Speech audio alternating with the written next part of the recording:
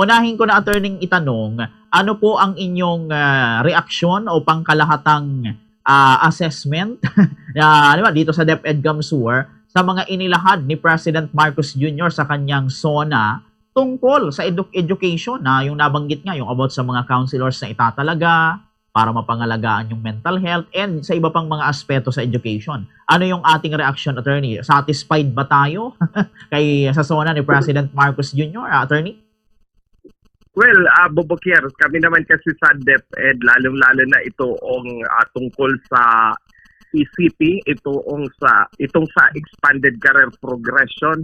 Ang Kamsur ang siyang may pinakamalaki sa buong Kabikulan. Actually, mahigit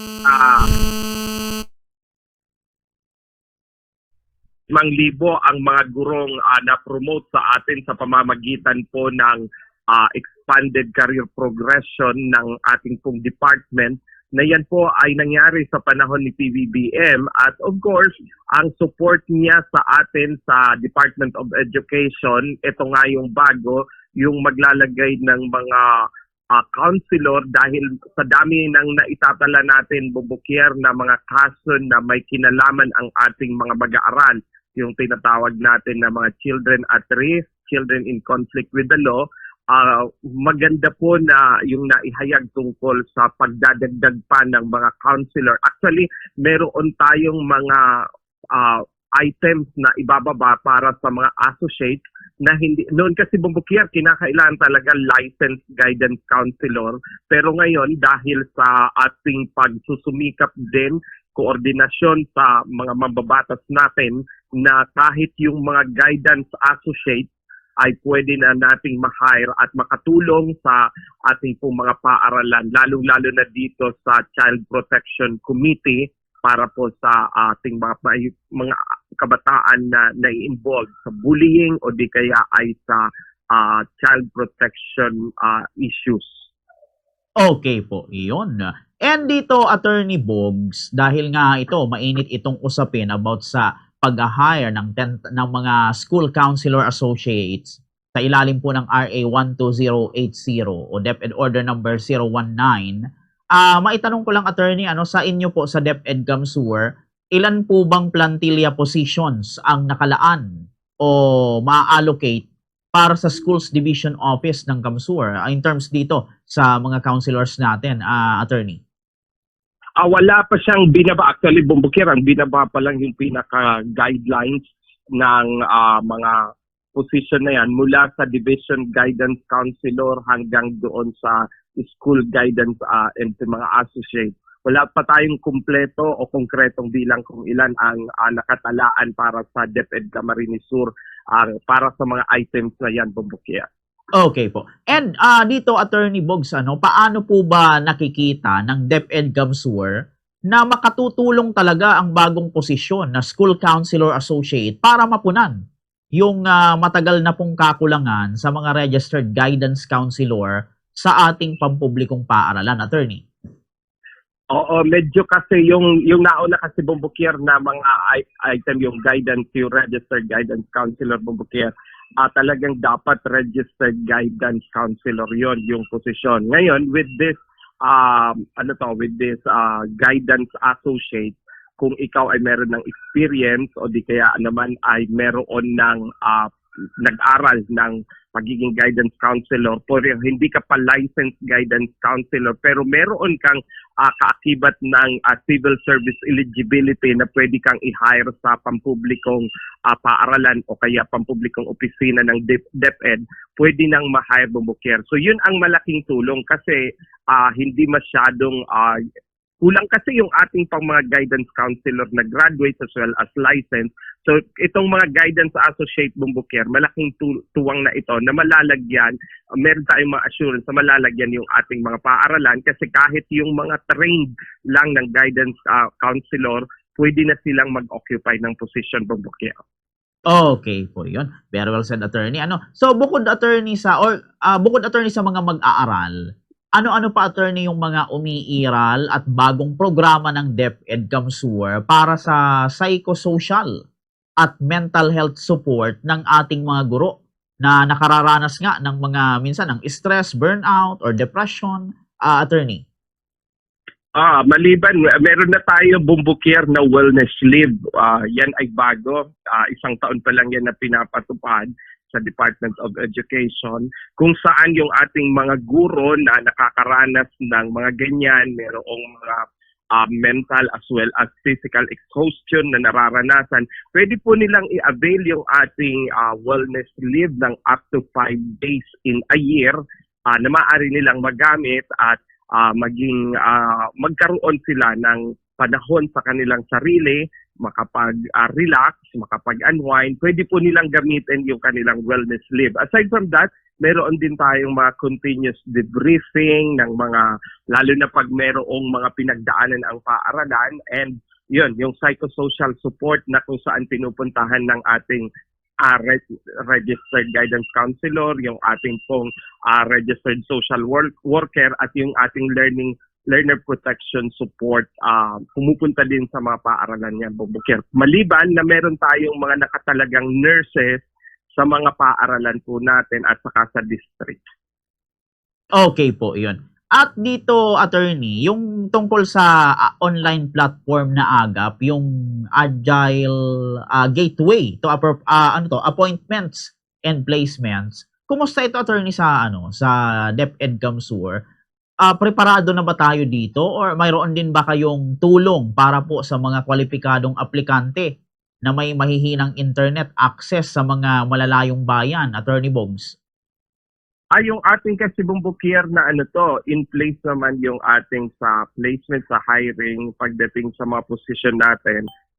Yung mga nagtatanong nga palagi ko sinasabi, kung merong mga nais na itanong, usually nakapost siya sa www.depedcamsur.com. Yung naman, yung lahat nandiyan na yung ating mga updates sa Department of Education. Just go to the issuances ngayong 2026, for example, na pwedeng makatulong sa kanila. Ngayon, kung meron mga posting dyan, Bubukir, ay malamang mga a week pa man yan bago mag-take. So, pwedeng kung sila ay bumaba sa bayan o kaya yung mga lugar na medyo mahina ang internet connection, pwede nilang ma-access yun. Lahat ng information tungkol sa Department of Education Camarines Sur, pati na rin sa mga hiring, placement at iba pang mga kinakailangan nila, maaari nilang ma-access doon sa www.depedcamsur.com. Okay po, yun. And puntahan natin, attorney, yung about sa RA 12321 o yung GIDA Schools Act. Dahil, attorney, na aprobahan na ito, kung hindi ako nagkakamali, pa-correct na lang, attorney, ilang paaralan po ba sa Camsur, attorney, yung kasalukuyang nakatala bilang GIDA o nasa liblib at isla-isla ng mga lugar, attorney?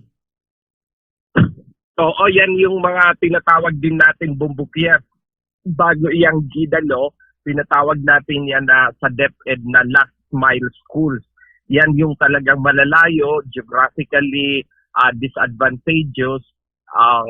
Ang sa atin sa mga paaralan natin dito sa atin sa Camarines Sur, yung pinakahuling talaan, if I'm not mistaken, mahigit sa 200 ang ating listahan ng mga nasa lugar na yan. Usually mga multi-grade din ang mga eskwelahan na yan, Bubukir, o di kaya naman wala talagang maayos na daan or kinakailangan pang tumawid sa mga malalayong isla sa pamamagit o hiwa-hiwalay dahil sa karagatan po natin. So, yung last na yan, na data natin, mahigit 200 ang nasa last mile schools pa po na mga paaralan. Okay po, yun. Ano-ano, attorney, yung mga pangunahing hamon ng mga guro and maging ng mga mag-aaral dito po sa mga GIDA schools or doon sa mga last mile sa Camsur? Tulad halimbawa dito sa, kung hindi ako nagkakamali, sa Karamuan, sa Siruma, sa Garchitorena, yung mga ganyang lugar, mga malalayo na po, na inaasahang matutugunan yung ganitong bagong batas, attorney. Oo, yan talaga ay yung mahirap puntahan dahil pag lalo Bubukir kapag meron ng bear, yung month natin ay may bear na, ang alon ay mas mataas pa doon sa bangkang sinasakyan. So yan talaga yung mga challenge dyan. Pero ang ano to natin, ang batas na ito na nilalayon nga na matugunan ang mga yan, lalong-lalo na yung pagdadala bumbukyer ng mga ano to, ng mga supply, ng material, pag may mga paggagamitan na repair o di kaya naman construction, yan po talagang mga lugar na yan ay very challenging. At yung communication, plus yung communication bumbukyer, pag may mga urgent at mga kinakailangang report na isubmit kasi ngayon kahit paano mga online na, pero yung mga lugar talaga na nasa gida or nasa last mile, mahirap pa din bumbukyer ang communication plus yung transportation na kinakailangan. Opo, yun. Mayroon ba kayo, attorney, halimbawa, coordination, yung DepEd Gamsur, halimbawa sa DPWH at mga lokal na pamahalaan or LGU, kaugnay nitong infrastruktura tulad ng access road, kuryente, internet access para sa mga last mile natin and GIDA schools sa lalawigan, attorney? Mabuti nga ngayon bumbukyer na meron na ring mga meron ng mga project na kung saan ay originally DP ang nag-i-implement. So kahit paano bumbukyer, hindi na rin yun pinoproblema ng Department of Education yung kanilang pag-haul ng mga materials. Yun na rin ay sa DP. At ngayon na ibinababa na rin nga sa mga munisipyo at saka sa mga probinsya at syudad yung construction. Malaking tulong na rin yun bumbukyer kahit paano ay mababawasan na din yung ating mga problema sa paaralan bagkos may katuwang na kami. Yan ay yung DP, yung LGU na sila na po ang namamahala ng construction. So more on coordination na lang kami in the sense na monitoring at saka paghihingi ng update sa mga opisinang ito kung ano na ang kalagayan ng mga programa at proyektong ibinigay sa paaralan. So ganoon na lang ngayon bumbukyer with the help of DP as well as Pero yung mga simple repair pa rin bumbukyer, like for example yung mga minor and major repair sa paaralan na Department of Education pa din ang siyang nangangasiwa, yun pa rin. Masyado pa rin na mababa ang presyo para sa hauling. At yun ay yung ipinalaga na siguro dapat din ma-address with this law that we have. Okay po.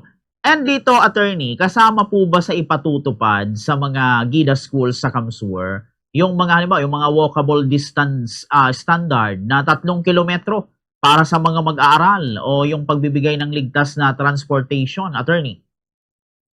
Paano nga talaga ganoon bumbukyer kasi yun talagang pinakaim natin. Pag lumampas na ng 2 kilometers, dapat may panibago na rin mga paaralan dyan upang sa ganun yung accessibility ng ating pong mga mag-aaral. Katulad yan, sinasabi mo yung walkable na distance na kung saan sobrang lalayo naman talaga ng mga nasa last mile schools natin at yun yung dapat na mabigyan ng paraan. At nang sa ganun ay pag meron kasi bumbukyer daan kahit paano merong transportasyon, yung mga kabataan hindi naman darating sa school exhausted na, naligo galing sa bahay, mabango pagdating, pawis-pawis dahil nga naglakad ng napakahabang kilometrahe. So siguro yun po yung ating mga tinitingnan na mangyayari with the passage of the GIDA law dito sa Department of Education. Okay po. Babalik ako, attorney, doon sa sa guidance counselor, attorney. Gaano pa karami, attorney, yung kailangan natin na i-hire na guidance counselor sa ating division, attorney? Dapat bawat school meron bumbukyer kasi ang school natin ay mahigit 1,800. So 1,285 rather yung ating mga school. So dapat kada isang paaralan merong isa niyan upang sa ganun ay maibsan talaga na kasi yung mga guro nakafocus na rin bumbukyer sa pagtuturo. So with the guidance counselor and the guidance associate na in place sa mga paaralan na bawat school merong isa, malaking tulong na rin po yun at makabawas na rin sa load ng mga guro lalo na sa pag-handle ng mga child protection cases. Okay po, iyon. And dito, attorney, pagdating po sa yan po sa guidance counselor pa rin. Attorney, ang parang problema, malaking problema pagka walang guidance counselor o konti yung guidance counselor sa paaralan. Ano ba yung parang nagiging mabigat na pasanin, attorney?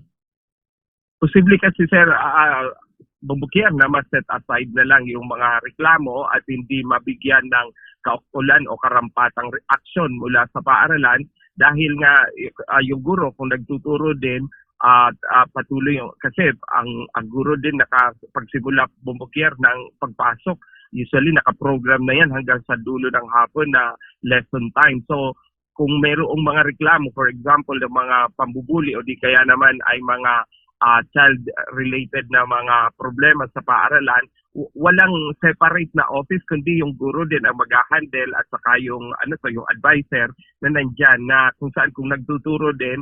So maaaring ma-set aside at hindi kaagad mabigyan ng agarang aksyon kung kinakailangan dahil nga wala man silang panahon. So with the guidance counselor or the guidance associate na meron tayo, malaking tulong na yan na merong unang gagabay at merong unang aaksyon maliban doon sa guro na nagtuturo na doon sa paaralan. Okay po. And ito, attorney, bago tayo magtapos sa ating interview, ano po ang maiiwan ninyo, attorney, mensahe sa mga magulang, mga mag-aaral, and mga guro dito sa Kamsuor, kaugnay po nitong mga bagong reformang ito para sa kanilang kapakanan at kaligtasan, attorney?